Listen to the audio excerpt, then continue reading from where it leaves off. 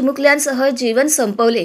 उत्तर सोलापूर तालुक्यातील वांगी येथे अज्ञात कारणावरून आईने 2 मुलांसह विहिरीत उडी घेऊन जीवन संपवले। ही घटना बुधवार दिनांक 12 रोजी दुपारच्या सुमारास घडली। चित्रा बाबासाहेब हाक्के वय 28, पृथ्वीराज बाबासाहेब हाक्के वय 5 आणि स्वराज बाबासाहेब हाक्के वय 2 सर्व राहणार वांगी तालुका उत्तर सोलापूर अशी मृतांची नावे आहेत।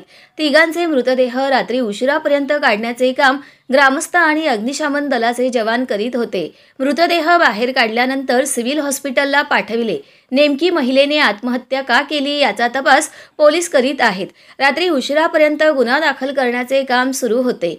अग्निशमन दलाची मदत आईसह मुलाचे मृतदेह बाहेर काढण्यासाठी पोलिसांनी अग्निशमन दलाच्या जवानांची मदत घेतली। त्यांनी अथक परिश्रम करून आईसह दोन्ही मुलांचे मृतदेह बाहेर काढले। यावेळी घटना पाहण्यासाठी गावातील ग्रामस्थांची मोठी गर्दी झाली होती। 2 विद्युत पंपाद्वारे पाण्याचा उपसा। ही विहीर खूप जुनी आहे। ती किमान 80 फूट खोल आहे। त्यात मोठ्या प्रमाणात गाळ साचला आहे। पोलिसांनी रात्री पाहणी केली असता त्यांना विहिरीत पाण्याशिवाय काहीच दिसत नव्हते। आईसह दोन्ही मुलांचे मृतदेह बाहेर काढण्यासाठी आधी 2 विद्युत पंपद्वारे विहिरीतील पाण्याचा उपसा करावा लागला।